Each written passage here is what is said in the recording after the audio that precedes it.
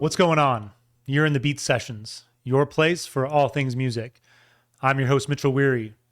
Let's talk about Wet Leg and their record, Moisturizer.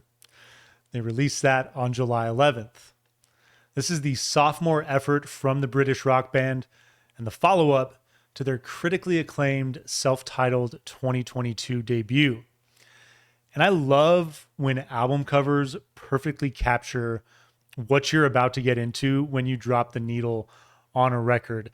This might be one of the best album covers I've seen in a very long time with regards to that.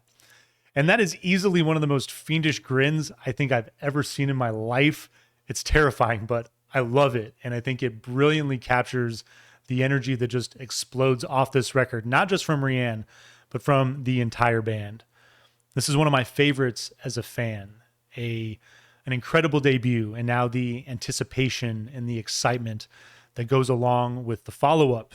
Here we are almost 3 years later, and sometimes there's the apprehension that goes along with that, the stigma of the sophomore slump, so to speak. And if any of you had that fear, I would cast that aside. If anything, this band has doubled down on all the goods with Moisturizer, from the tight, punchy energy of the compositions to the themes of love, relationships, just growing up and being a young person, and exploring these complexities through acerbic humor and emotional candor that I think makes it very easy for fans to identify with them. I think it's one of the things that's been a big part of their success. That and their signature sound. This is a band that creates rock and roll music with obvious influences of post-punk. There's garage and indie rock at play.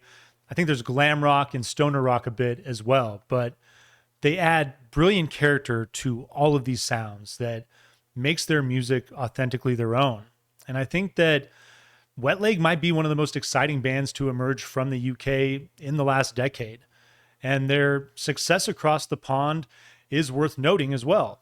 I think it's something that most of their peers fail to achieve, let alone doing it as an unknown with their first album. I think it's a very impressive feat. And while I've never been a big fan of award shows, I will say that winning 2 Grammys with your first record, along with Best New Artist and Group of the Year at the 23 Brit Awards, is quite an achievement. It is worth noting. And I think it makes a great talking point because all of this lived experience through this process, I think, has had a massive impact on their approach to making Moisturizer.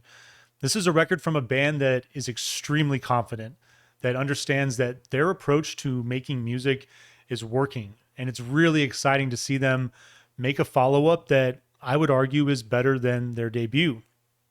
And I'll also argue 2 points: that I think their success resides in their personal growth. And I think that this is done within a punk rock ethos, especially with Rianne. There's no compromising in them. And I also love the approach that they've taken to making the creative process more of a group effort. And I love that they bring back producer Dan Carey for this process. I love the slacker image that they have. There's almost kind of that stoner rock element and image that they have going as well. But this is all very well crafted. This is finely tuned, an image and a sound that is the result of a driven and motivated core of individuals that, they recognize that their whole is greater than the sum of its parts when it comes to realizing their talent. I think that Rianne, to start with, has beautifully embraced the role of frontwoman. And this is a dynamic that should not be overlooked or thought of as shallow. I think the best bands that have ever existed have the best front people. She has an incredible voice with a dynamic range.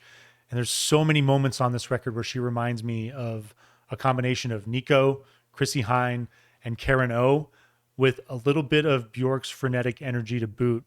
And I think her performance here is just outstanding. I think it's one of the better ones that we'll hear throughout the year on record. Her sense of humor is outlandish. I love that, with lyrics that are playfully perverse and irreverent, but also brutally honest and at times irresistibly vulnerable. And it makes for one hell of an emotional roller coaster. Plus, I think we can all agree she is just smoking hot. She is a beautiful woman and is perfect to front this band.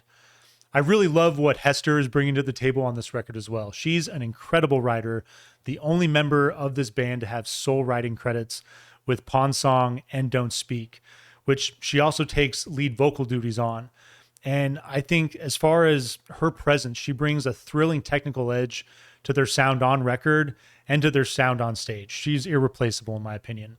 And I know that I'm biased, but bassist Ellis Durand is so filthy on this record, contributing writing on 6 of these tracks, including opener CPR and the single Catch These Fists, and throwing down some of the best bass licks that I've heard all year. I want to give kudos to drummer Henry Holmes and to guitarist Joshua Mobaraki, who has credit for 5 of these tracks as well.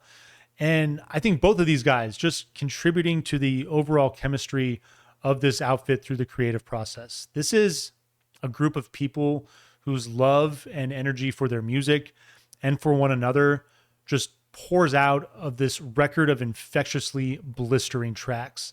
The drums are bigger, the riffs go harder, and there is honestly not one moment of filler on this record.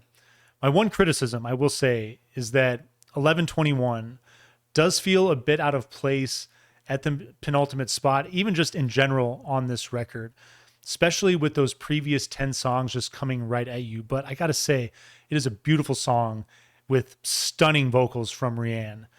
It's a song that might have fit better on a different project, but there's also part of me that honestly, selfishly, I kind of hope that they never take that route with a full record. I love that they're in your face, and I really hope that they continue to just come at us with those claws that Rianne is sporting on the cover of this record, which kicks off with your lead track, CPR.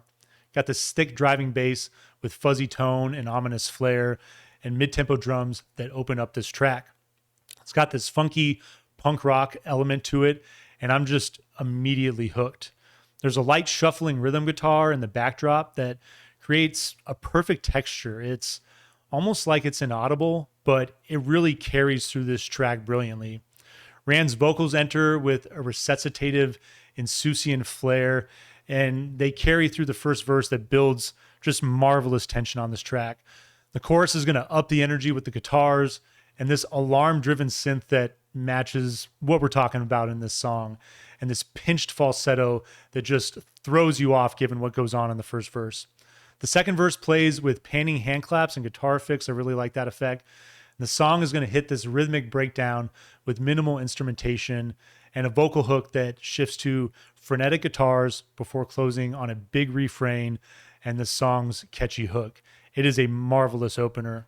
It's going to lead into your second track, Liquid Eyes. You got this 2-note acoustic riff that takes the lead on this one with a hit of the snare that's going to usher in a much more mellow new wave style track. There's this grinding synth that serves as the track's kind of like it's definitely the most prominent feature on the track, I would say.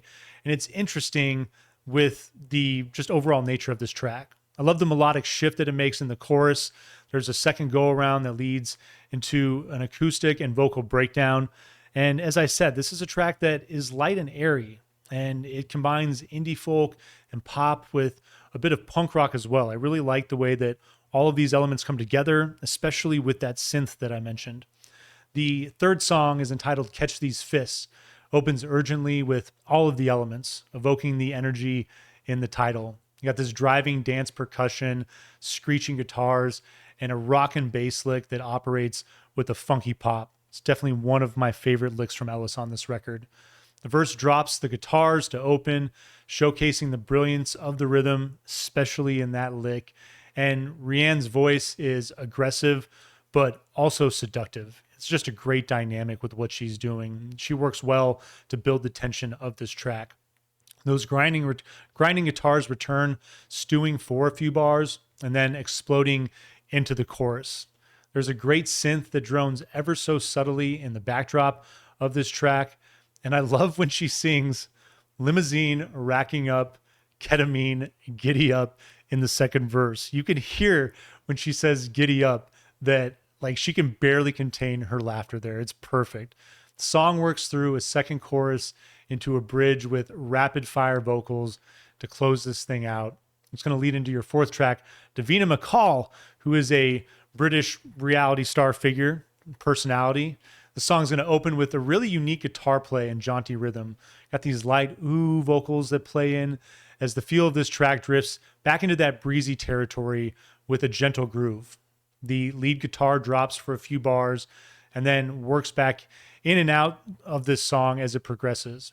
The chorus takes the track further into that post-punk and indie pop territory, really combining these sounds well. And I dig the way the track goes a bit heavier in the chorus. I think it accentuates the sentiments in the vocal hook magnificently. The second chorus is much more developed with great hooks, harmonies, and just wonderful layers of guitars that really just are exceptional to listen to.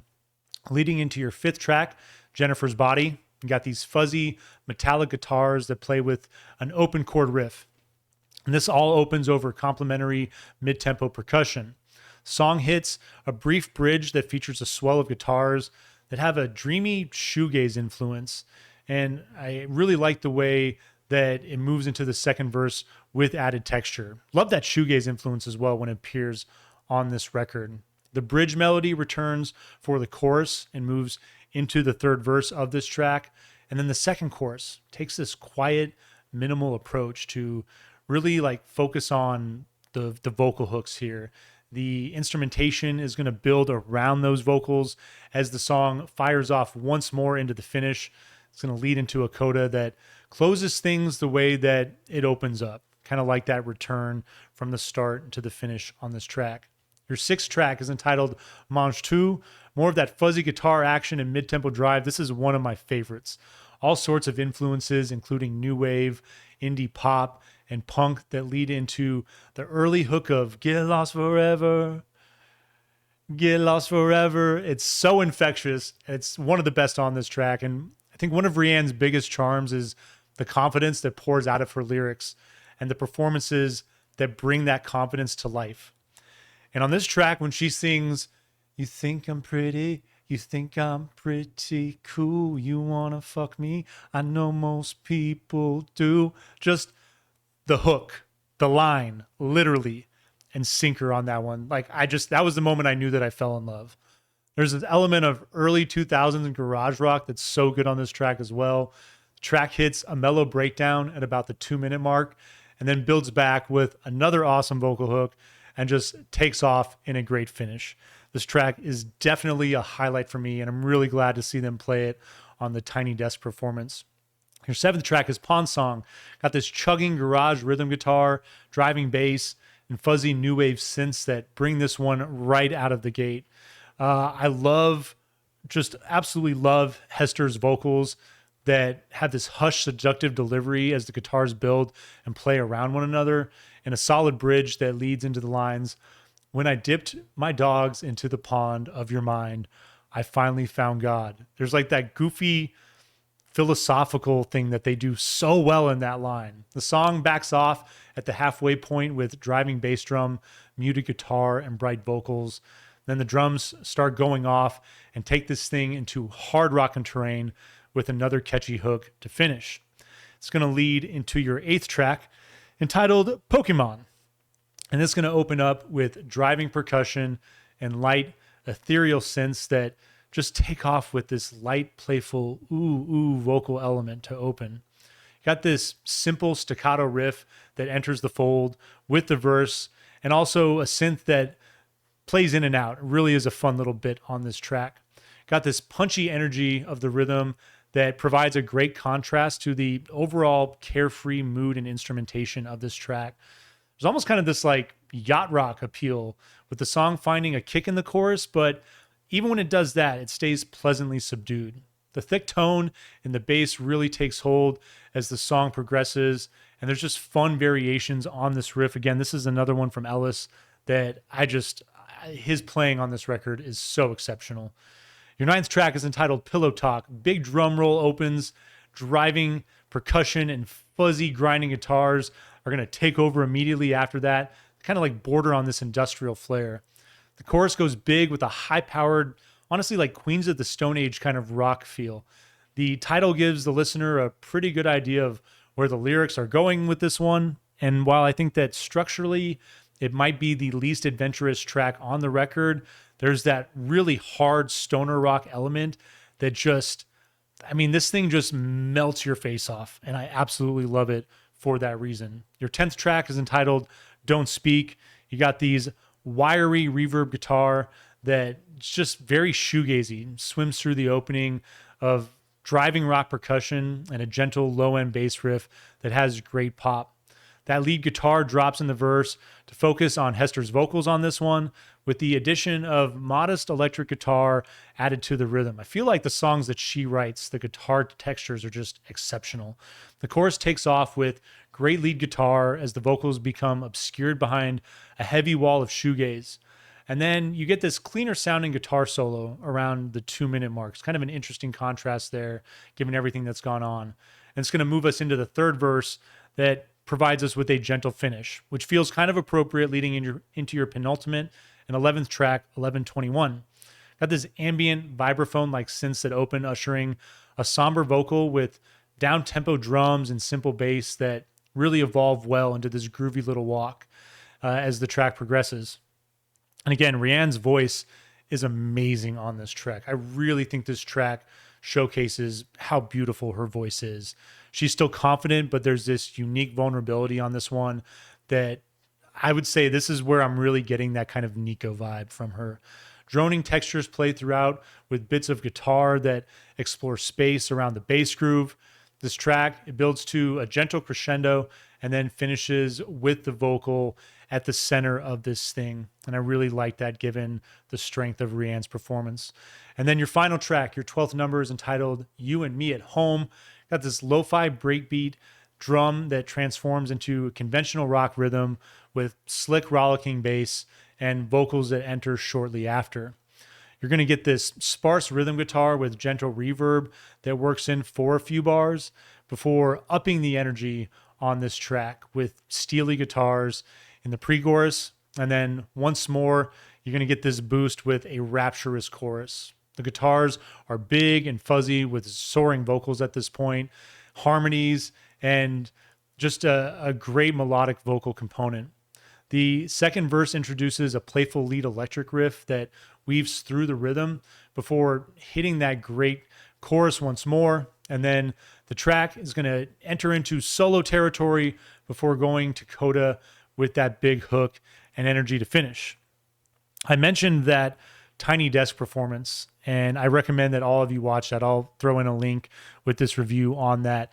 It's interesting when you see Rianne, she seems somewhat shy and reserved in that performance. And I love seeing that even more as far as the just kind of like opposite to her brazen, unapologetic punk rock attitude that you hear on record. I think seeing her and hearing her, seeing that contrast just makes her so irresistible. I think it's, you know, she's grown so much as a lyricist. This entire band has grown so much together. And I think that the more of the balance that they find on this new record is a big part of what makes it better than their debut. She's always going to have that kind of like cynical, visceral element to her, but she seems, I don't know, she seems more honest, more open, and again, more vulnerable.